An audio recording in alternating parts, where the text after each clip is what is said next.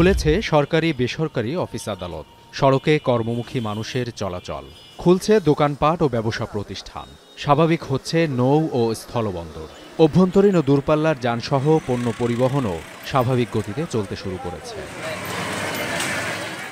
মঙ্গলবার সকাল থেকে চেনা রূপে ফিরতে শুরু করেছে বন্দর নগরী চট্টগ্রাম। সড়ক ও মহাসড়কে বাড়ছে যানবাহনের সংখ্যা, খোলে দোকানপাট, মার্কেট ও রেস্টুরেন্ট সহ বিভিন্ন ব্যবসা প্রতিষ্ঠান। আলহামদুলিল্লাহ, আমরা অনেক খুশি, অনেক সুস্থ। কর্ম করব, বাজার করব, ঘরে দুটো ডাল ভাত খাবো, বউ বাচ্চা নিয়ে চলবে। খুলনা নগরীতেও বেড়েছে ব্যক্তিগত পরিবহন সহ ছোট বড় যানবাহন, খুলেছে সরকারি বেসরকারি অফিস আদালত, বেচাকেনা শুরু হয়েছে দোকানপাট ও ব্যবসা প্রতিষ্ঠানে। ব্যক্তিগত দরকার সহ জীবন ও জীবিকার জন্য রাস্তায় নামেন নানা শ্রেণী পেশার মানুষ। ভালো একটা সরকার আছে, সেই প্রত্যাশায় আমরা আছি আর কি। আমাদের এই বাংলাদেশটা সোনার বাংলাদেশ হিসেবে গড়তে পারি, আমাদের সকলে সেই চেষ্টা থাকবে। রাজশাহীতেও পরিস্থিতি স্বাভাবিক হতে শুরু করেছে।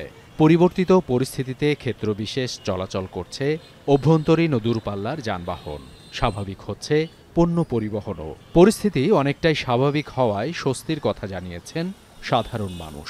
গাড়িগুলো চালাতে পারতাম না, আমাদের খুব কষ্ট হতো, এখন যাই হোক ভালো চলাফেরা করতে পারছে, দোকানপাট খুলতে পারছে। যত শান্তি হবে তত আমার ভালো। ময়মনসিংহে সড়ক মহাসড়কে বেড়েছে পণ্যবাহী পরিবহনের সংখ্যা, নিত্যপণ্যের বাজারগুলোতে সরবরাহ অনেকটাই স্বাভাবিক। দরকারি পণ্য কিনতে অনেকে বাইরে বের হয়েছেন।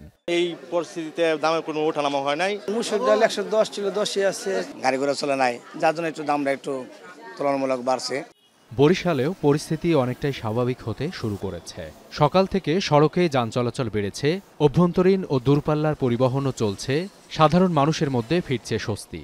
নিরিবিলি আমাদের দেশ, ভালো বাংলাদেশ। কোনো গ্যাঞ্জাম নাই, কোনো কিছু নাই, সব দিকে তো আমরা আরামে স্বাধীনভাবে হাঁটতেছি।